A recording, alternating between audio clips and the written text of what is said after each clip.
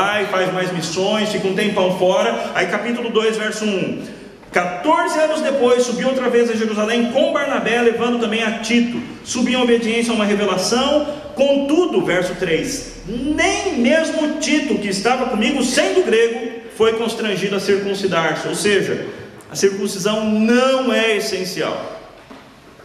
Nem Tito, meu companheiro e co-pastor, foi obrigado a isso. E aí então, versos 9 e 10. Alguém leia capítulo 2, versos 9 e 10. E quando conheceram a graça que lhe foi dada... Ele está falando dos apóstolos, ok? Pode seguir. Tiago, Cefas e João, que eram reputados colunas, me estenderam a mim e a Barnabé a destra de comunhão, a fim de que nós fôssemos para os gentios e eles para a circuncisão, recomendando-nos somente que nos lembrássemos dos pobres, o que também me esforcei por fazer. Ou seja, o que ele está dizendo é: o meu apostolado não depende do apostolado dos demais apóstolos. Na verdade, eu era apóstolo antes de ter contato com eles.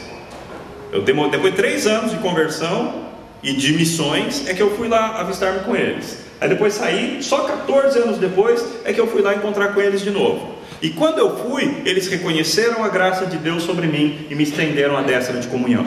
Ou seja, eles me reconheceram como apóstolo. Embora eles não me elegeram apóstolo e nem me ordenaram apóstolo. Lembra, porque o meu apostolado não vem de homem algum, mas da parte de Deus e de Jesus Cristo. É por causa disso que ele está falando tudo isso aqui, tá? Ele está defendendo a sua autoridade apostólica. Agora, capítulo 2, a partir do 11. Olha que interessante. Alguém, por favor, leia. 11.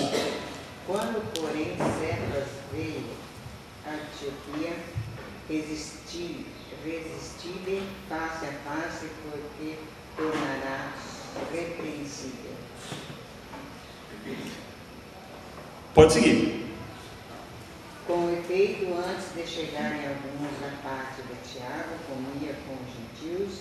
Quando, porém, chegaram, afastou-se e, por fim, veio apartar-se, temendo-os da circuncisão. O que acontece? Antioquia se tornou a grande igreja do Novo Testamento.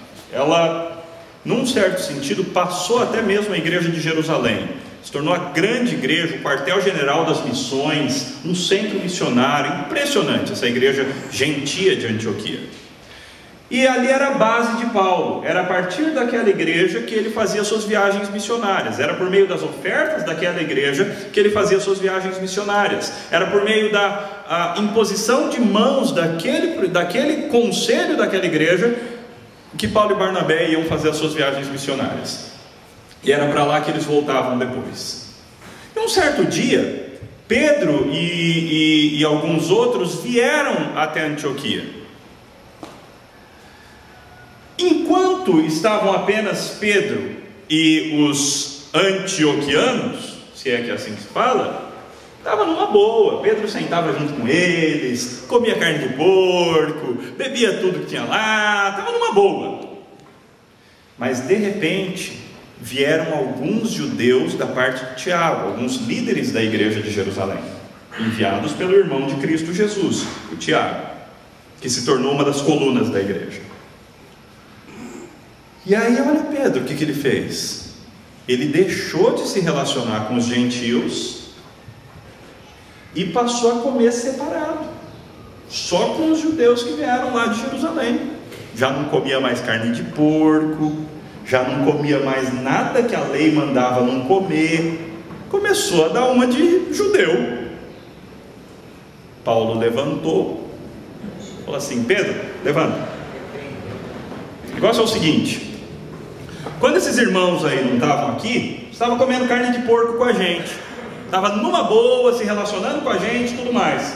Quando eles chegaram, você está dando uma de judaizante, está dando uma de judeu. O que você está fazendo?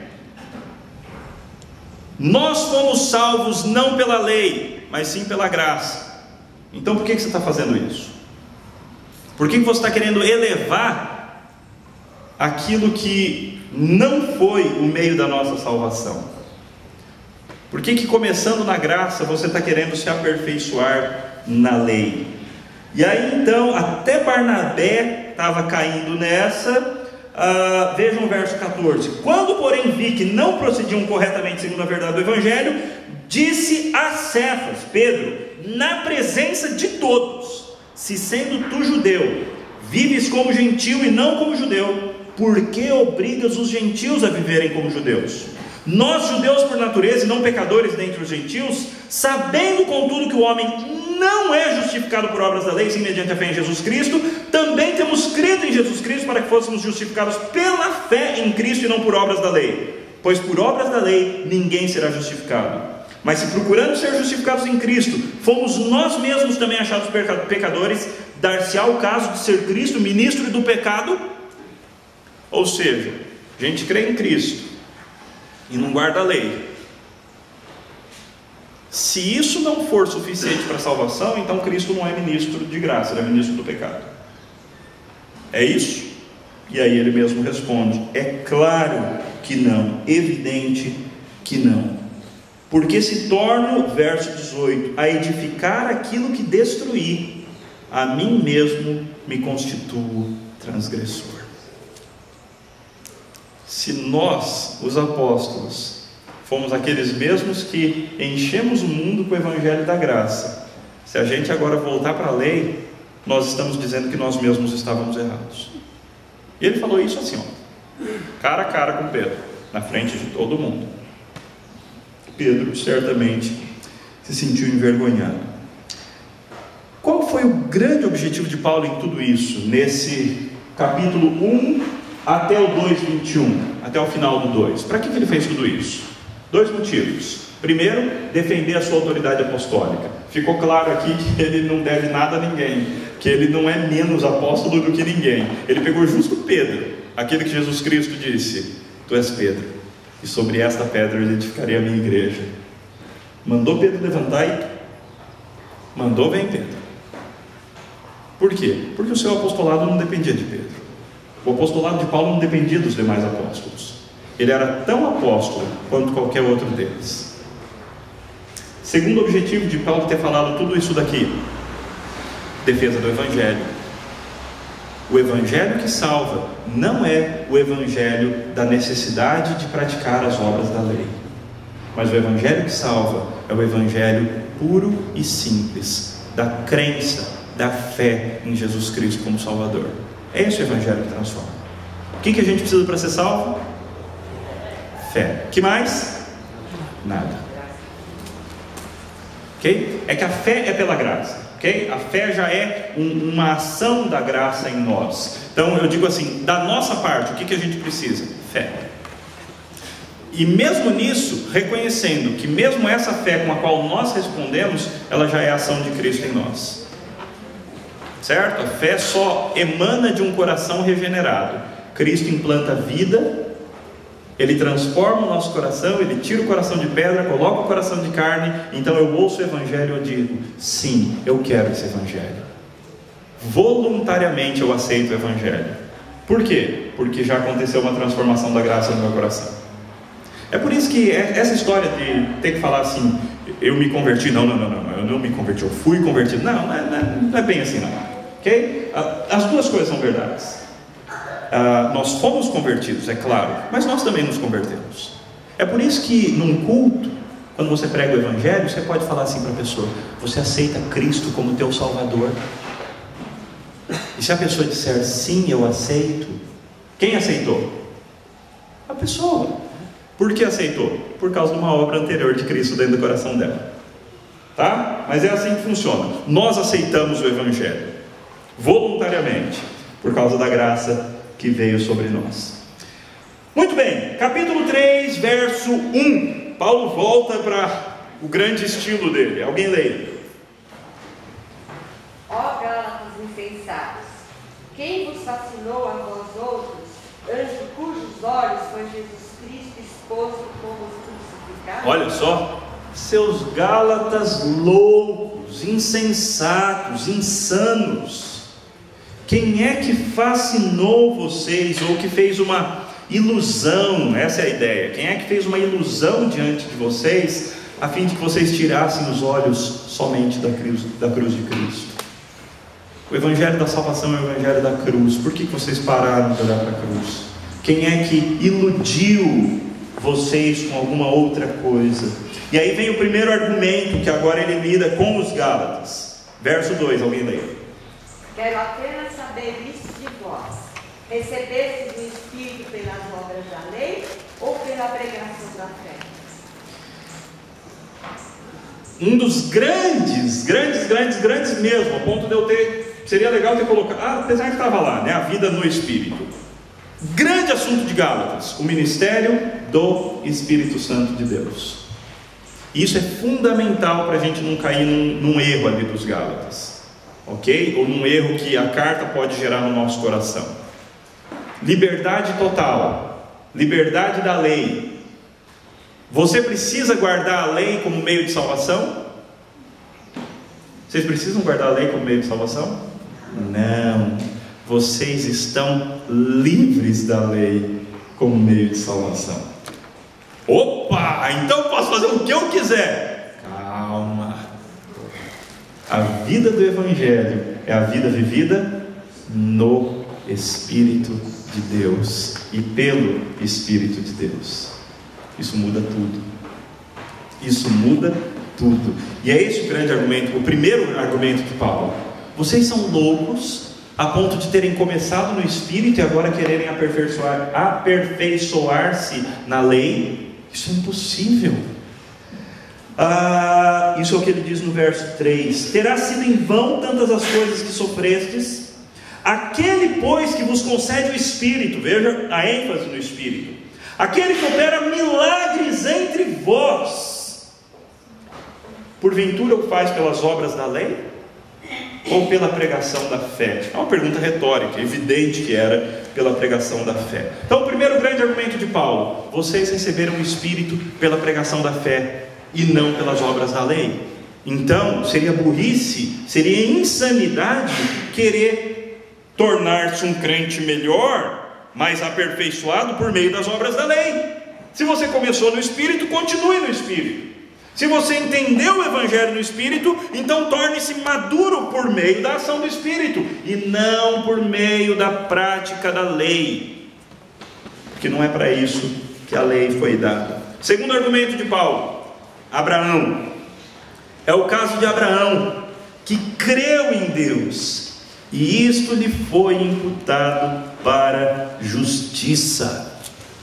Aqui o argumento vai ser o seguinte: Paulo está citando um verso do Antigo Testamento que fala que Abraão creu e isso lhe foi imputado, ele creu e foi justificado.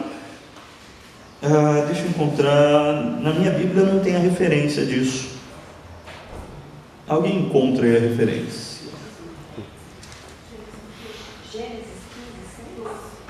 Gênesis 15:6, deve ser isso mesmo. Aliás, tem a referência na minha Bíblia também. Lê lá, por favor, Gênesis 15:6.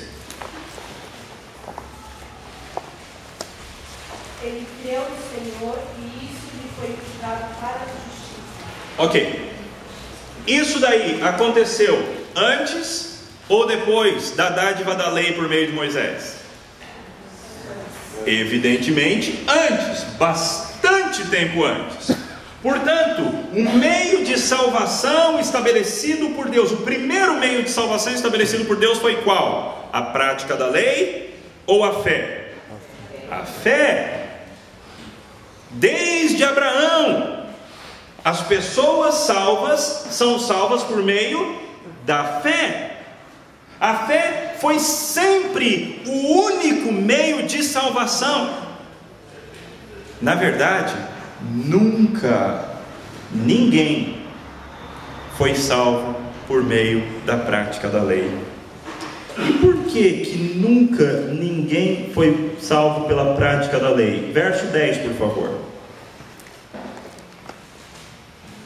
que é uma citação de Deuteronômio 27:26. Todos quantos, pois, são das obras da lei, estão debaixo de maldição, porque está escrito: maldito todo aquele que não permanece em todas as coisas escritas no livro da lei, para praticá-las. Em tese, Alguém poderia ser salvo pela prática da lei? Em tese. sim. Sim. Você quer tentar? Vai fundo. É só você nunca transgredir nenhumzinho mandamento de Deus. Se você conseguir, Deus vai abrir os céus e falar: parabéns, você entrou por conta própria, o meu céu é teu, fica à vontade. Deus nunca revogou isso. Tanto não revogou que, para que eu e você pudéssemos ser salvos pela graça, Cristo teve que cumprir a lei em todos os seus detalhes, a fim de conseguir o passe do céu, o bilhete da salvação, para oferecer para a gente. Nós fomos salvos pelas obras dele. Ele cumpriu tudo e ganhou o direito. E aí ele pegou o direito, deu para a gente, e ele mesmo pagou agruras infernais no nosso lugar. Só que está aberto ainda. Quem quiser, é só desde o ventre materno nunca transgredir nenhum mandamento de Deus, nem no pensamento, nem nas ações. É isso aí.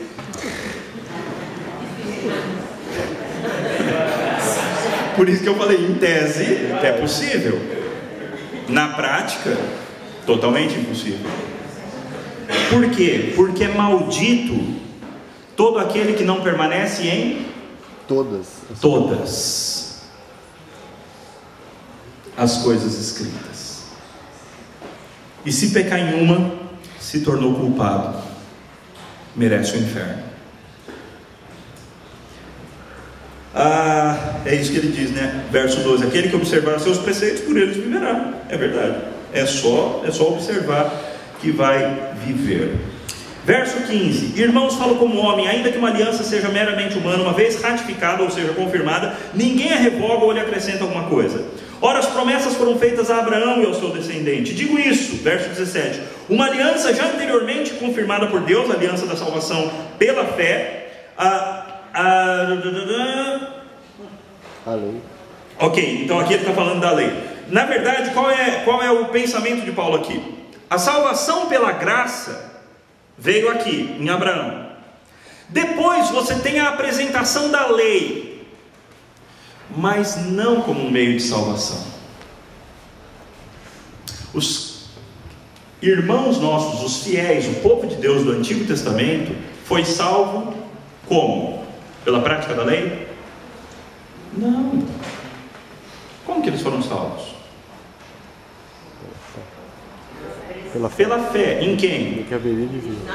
No Messias que viria.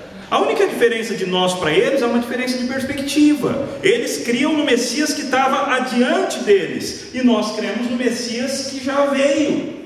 Eles olhavam para frente e nós olhamos para trás. Mas a salvação era pela fé no Messias, fé no Cristo, no Messias, no ungido de Deus, no Messias prometido. Ou seja, o único meio de salvação que sempre deu certo foi a fé. Entretanto, alguns judeus confundiram isso.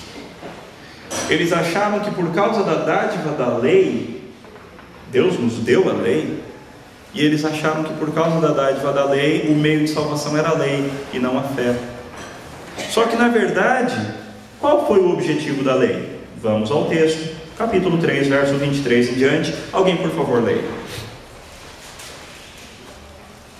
Mas que viesse a fé, estavam sob a tutela da lei, e nela encerrados, para que essa fé, que de futuro haveria de se revelar, de maneira que a lei nos serviu de aio para nos conduzir a Cristo, a fim de que fôssemos justificados por fé. Mas tendo vindo a fé, já não permanecemos subordinados ao aio, pois todos vós sois filhos de Deus mediante a fé em Cristo Jesus. Ótimo, até aí. A lei veio então para quê? Para servir de um condutor para nos levar a Cristo. E esse nos tem a ver com a história da redenção, tem a ver com a história da salvação, para levar o povo de Deus a Cristo. A lei veio para convencer-nos da nossa incapacidade. Um dos grandes objetivos da lei é te humilhar. um dos grandes objetivos da lei é levantar diante dos seus olhos a tua própria incapacidade, a tua incompetência. Você não consegue cumprir a lei, nem eu. Nós somos falhos, nós somos fracos, nós somos impotentes para cumprir a lei. Não conseguimos, nós somos um fracasso. O que eu faço então, Senhor? Cristo. É aí que Cristo aparece como aquele que ignora, ele não ignora, como aquele que toma sobre si o nosso fracasso, a fim de que nós tomemos sobre nós o sucesso dele. Aquele que toma sobre si a maldição que nós merecíamos pela nossa incompetência de cumprir a lei, e nos dá gratuitamente a bênção que ele mereceu por ter cumprido perfeitamente a lei. O Evangelho é a coisa mais linda que existe, mas também a mais humilhante que existe. Por quê? Porque você tem que vir de mãos totalmente vazias e falar assim: eu sou um incompetente, eu sou um fracassado. Deus, eu te apresento a minha incompetência e o meu fracasso, para que o Senhor me cubra com a tua justiça e com a tua graça.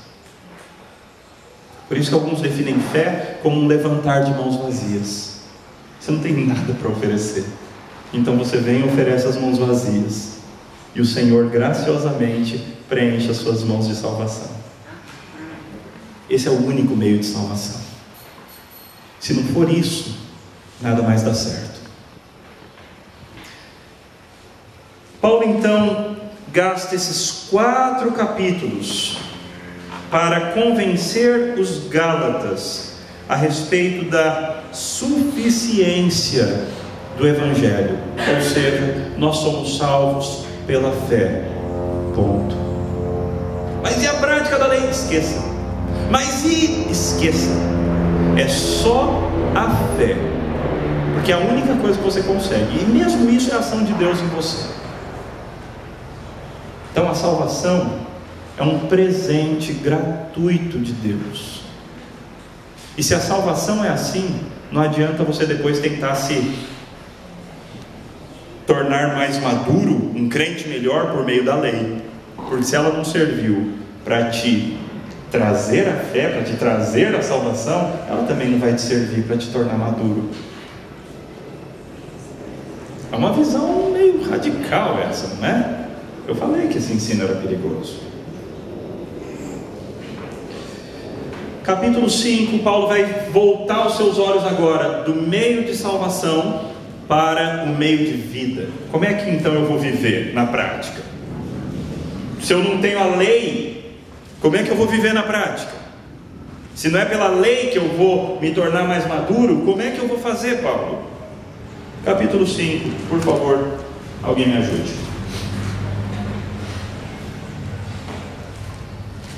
Para a liberdade foi que Cristo nos libertou. Permanecei, pois, firmes e não vos submetais de novo a jugo de escravidão. Ok, até aí por enquanto. Cristo vos libertou, é uma redundância, eu sei. Cristo vos libertou para a liberdade. Não se escravizem. Gasta um tempinho pensando em quantas coisas que você, ao longo da tua vida, já colocou como exigência para a salvação, para a tua própria ou para de outros. Quantas vezes você já quis se aperfeiçoar pela lei? Quantas vezes você já julgou pessoas? Quantas picuinhas a gente se preocupa tantas vezes? Foi para a liberdade que Cristo nos libertou. Não nos coloquemos debaixo do jugo da lei.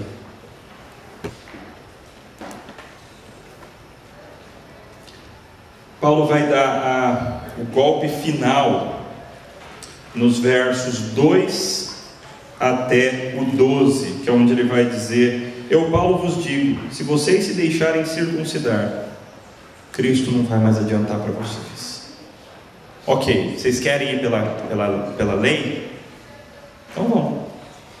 Deixa circuncidar, mas agora começa a guardar a lei, em tudo. O problema é que nem isso adiantaria, né? Por causa dos pecados passados. De Cristo vos desligastes, vós que procurais justificar-vos na lei, da graça decaístes. A gente tem um monte de igreja na nossa época que começou a achar que a lei é o meio de salvação. Então tem igreja que toca chofar, tem igreja que celebra a Páscoa com ervas amargas e carneiro morto e etc e tal. Tem igreja que acha que por guardar o sábado é melhor do que as outras. Tem de tudo isso por aí. A gente não precisa de nada disso. Tem crente que se acha mais santo porque circuncidou. Nada disso vale. O que nos salva é a fé. É a graça mediante a fé. E só isso. E se você começar a achar que alguma outra dessas coisas salva, existem hoje, aliás, entidades que tentam entrar entre os cristãos para trazer os cristãos de volta ao judaísmo. Eu conheço um menino de uma igreja por onde eu passei, que começou a frequentar um grupo de estudo da Bíblia, do Antigo Testamento, estudo da Torá, e foi se tornando cada vez mais judeu. E passou uma grande época da vida dele que ele começou a usar até kippah, aquela coisinha na cabeça. A oração nossa é pela misericórdia de Deus, porque nas palavras do apóstolo, se você se deixar circuncidar depois de ter conhecido Cristo como meio de salvação, você caiu da graça. Esqueça. Agora Cristo já não quer mais ter nada a ver com você. Porque nós, verso 5, pelo Espírito de novo, aguardamos a esperança da justiça que provém da fé. Como é essa vida nova que a gente vai viver? É uma vida pelo Espírito, é uma vida cuja justiça é uma justiça gerada pelo Espírito de Deus. E agora Paulo vai, a partir do verso 13, ele volta para o tema liberdade. Alguém leia, por favor. Que vós, irmãos, fostes chamados à liberdade. Porém não useis a liberdade para dar ocasião à carne. Sede antes servos dos outros pelo amor. Porque toda a lei se cumpre em um só preceito, a saber, amarás o teu próximo como a ti mesmo. Se vós, porém, vos mordeis e devorais uns aos outros, vede que não sejais totalmente destruídos. Ok, nós então fomos para a segunda parte da carta, mudando o centro de motivação. O centro comum de motivação de todo ser humano é: eu vou fazer coisas a fim de conquistar. Nós somos pessoas que gostam de conquistar. Nós gostamos de conquistar uma vaga melhor no emprego. Os adolescentes gostam de conquistar as meninas e as meninas gostam de conquistar os meninos. Nós mais maduros queremos conquistar um carro melhor, queremos conquistar a casa própria, queremos conquistar. Nós gostamos de conquistar. Mas na salvação não funciona assim. Não é por meio da conquista. É por meio de assumir a incompetência, a incapacidade e o fracasso e levantar as mãos vazias para receber fé. Só que a questão é que a vida continua sendo assim. E agora não é porque eu me converti que agora eu vou viver me obrigando como uma coisa de fora para dentro, olhando a lei e falando assim: eu vou fazer isso. Por que você fracassa em várias das suas lutas contra os seus pecados? Porque você quer lutar a luta contra os seus pecados nesse nível horizontal aqui. A lei diz: não faça isso. Então você vai se colocar lá e vai falar: eu não vou fazer, não vou fazer, não vou fazer cair, não vou fazer de novo, não vou cair de novo. Enquanto você tentar nesse nível aqui, você e o não pode, você vai fracassar. Cristo te chamou para a liberdade. O que você precisa fazer então? Você precisa do Espírito Santo de Deus. E nós presbiterianos, a maioria de nós, somos quase que um fracasso nisso. Nós ignoramos o Espírito. Nós esquecemos que o Espírito existe. A gente tenta lutar a nossa vida aqui, no nível terreno. E a gente pouco se lembra que o Espírito veio para nos dar poder. Esse é o ministério do Espírito. Derramar poder sobre o povo de Deus. Você usufrui do poder do Espírito Santo de Deus? Você entende que a tua vida cristã, a sua motivação para viver a vida cristã não pode ser o não pode ser essa.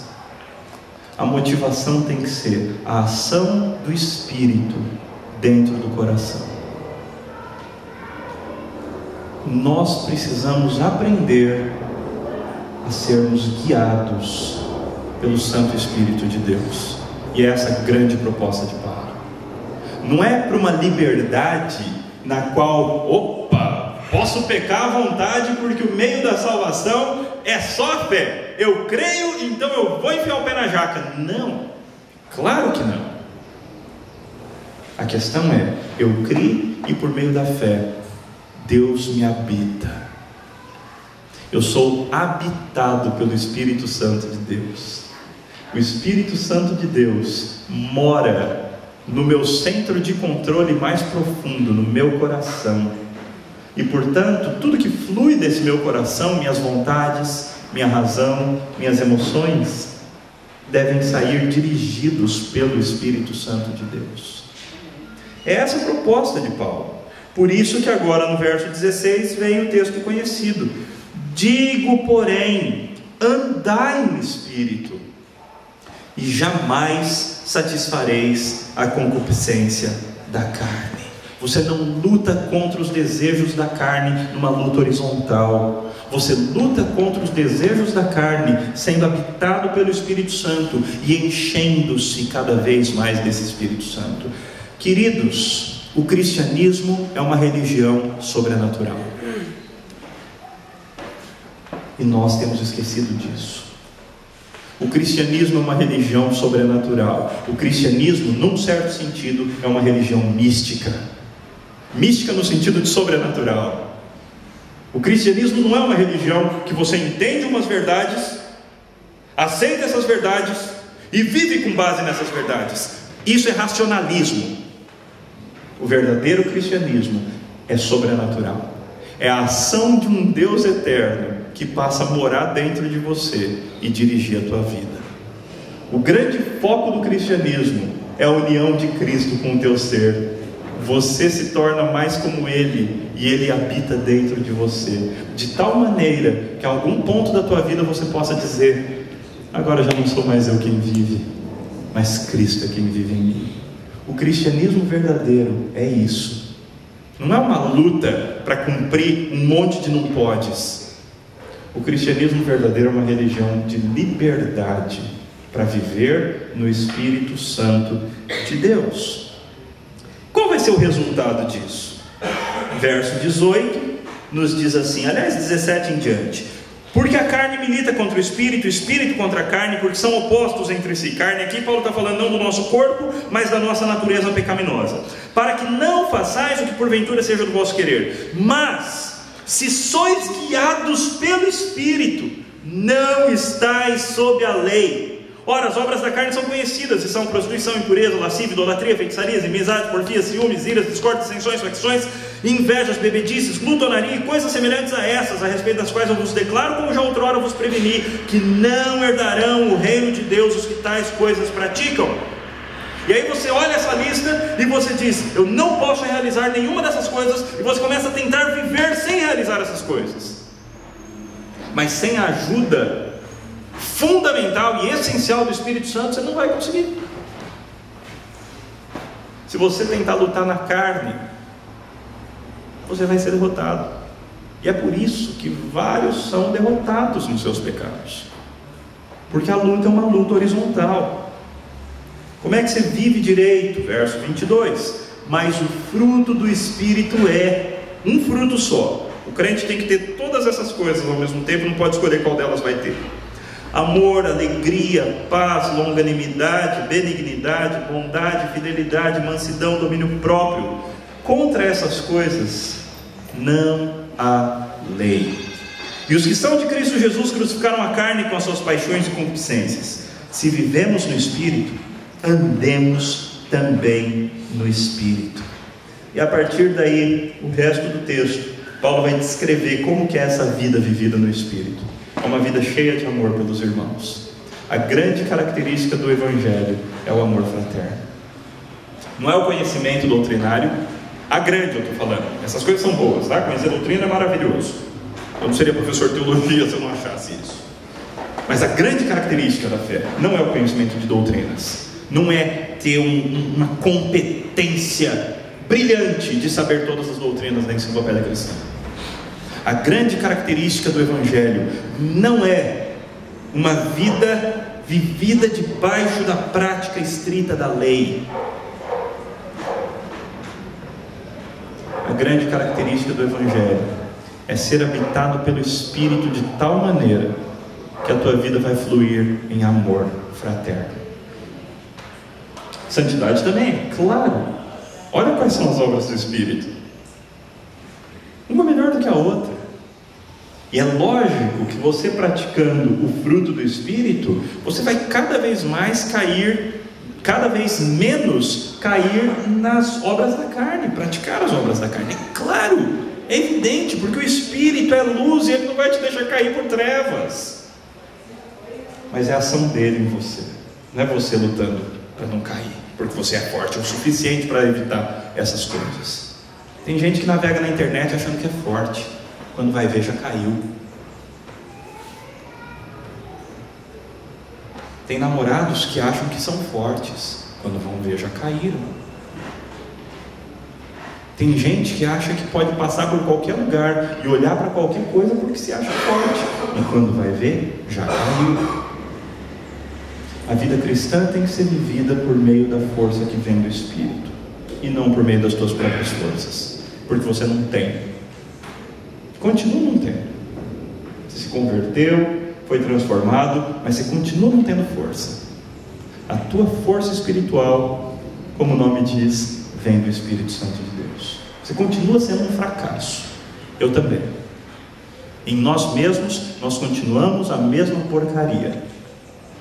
É por isso que a gente depende do Espírito. É por isso que a gente precisa ser tomado por esse poder sobrenatural do Santo Espírito de Deus.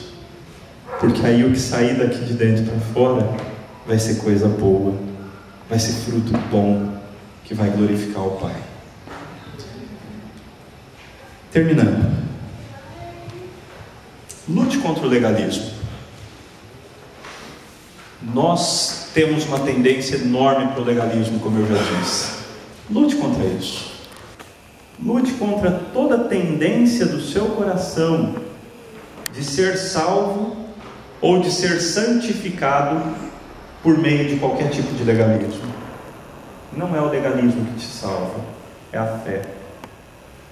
E o mesmo Evangelho que te transformou lá no começo da tua vida cristã é o Evangelho que te faz crescer.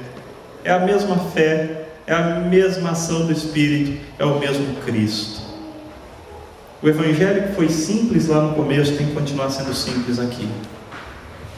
A consciência de incapacidade do começo tem que continuar presente aqui agora, para que então a ação de Deus em você continue cada vez maior, porque é Ele em você e não você mesmo. Sendo assim, volte ao Evangelho. Graça e fé. É o mesmo Evangelho, é a mesma coisa. O Evangelho não é só o começo, a porta de entrada da vida cristã. O Evangelho é o pão de cada dia do crente. Todo dia você precisa entender que você precisa se arrepender dos seus pecados, que você sozinho não tem condições, e todo dia você precisa voltar para o trono da graça, a fim de receber socorro e misericórdia para a ocasião oportuna. Todo santo dia a gente vive pela graça. Todo santo dia a gente depende do Evangelho. todo santo dia a gente precisa levantar as mãos vazias e pedir que o Espírito, que o Pai e que o Filho operem em nós. Todo dia. A vida cristã é vivida no Evangelho. E sendo assim, ande no Espírito. Ande no Espírito. A Bíblia tem algumas coisas. A Bíblia fala de orar no Espírito. A Bíblia fala de andar no Espírito. A Bíblia fala a respeito de encher-se do Espírito, falando com salmos, entoando hinos e cânticos espirituais, dando sempre graças por tudo, dando graças, não reclamando de cada coisa, mas agradecendo por tudo, e submetendo uns aos outros, não se colocando como Senhor, mas colocando como servo de todos. A Bíblia diz que esse é o meio de encher do Espírito. Portanto, encha-se do Espírito. Você já é habitado por Ele, todo crente é, mas nós nos esquecemos de ir à fonte para nos enchermos cada dia mais e mais do Espírito. Portanto, ande no Espírito, usufrua essa liberdade maravilhosa que o Espírito Santo de Deus te dá. Foi para a liberdade que você foi chamado. Não se coloque debaixo do jugo da escravidão, da lei. De novo, viva para o amor. Essa é uma das grandes ênfases de Paulo, nessa nova vida que o Espírito produz. É uma vida vivida para amar os demais. É uma vida vivida em total negação do eu e altruísmo. Amor ao próximo. Nego a mim mesmo para que eu possa então amar o próximo. E finalmente, é claro, essa vida será uma vida de santidade. Uma vida de pureza, sim, mas não uma pureza cuja motivação seja aquele monte de não pode. Não é isso. Mas sim uma pureza causada sobrenaturalmente pela ação do Espírito de Deus em você. Esse é o cristianismo verdadeiro. Vamos orar.